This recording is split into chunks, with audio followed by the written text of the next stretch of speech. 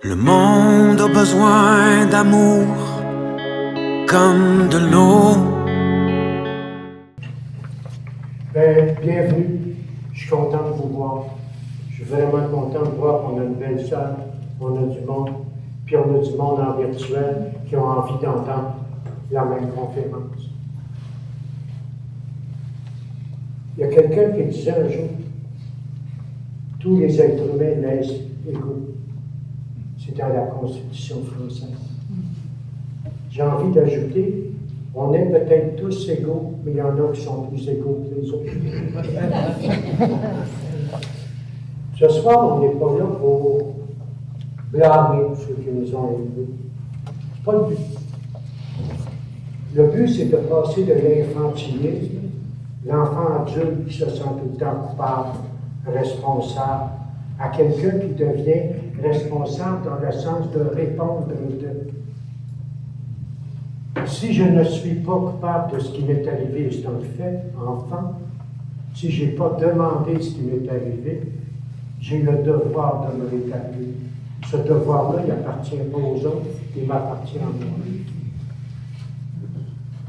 Fait que ce soir, on va faire la conférence en deux parties.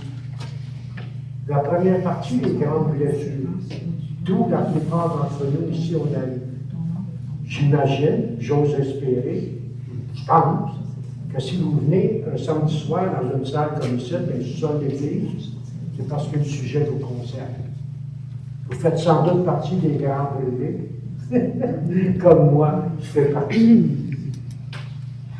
Donc, la première partie, ça va être « Voici le problème ». Puis la deuxième partie, ça va être « Voilà ce qu'on peut faire avec le problème ». L'enfant n'est pas responsable de ce qu'il subit. Il n'en est pas coupable non plus, ce n'est pas de sa faute.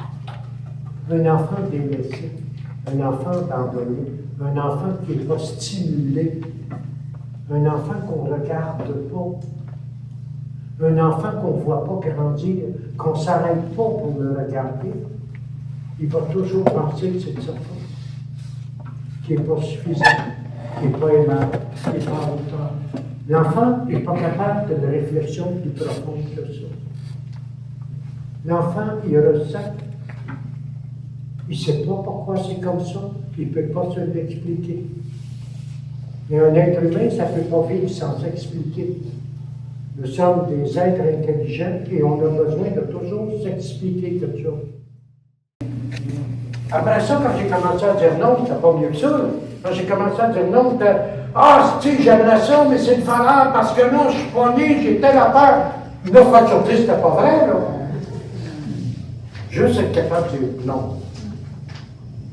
Là, je te dis, mais pourquoi non? Non. Là, ma frère, si vous comprenez que si tu me demandes une deuxième fois pourquoi, ça se peut que je change d'humeur. Je n'ai pas à te dire pourquoi non. Tu es libre, je suis libre.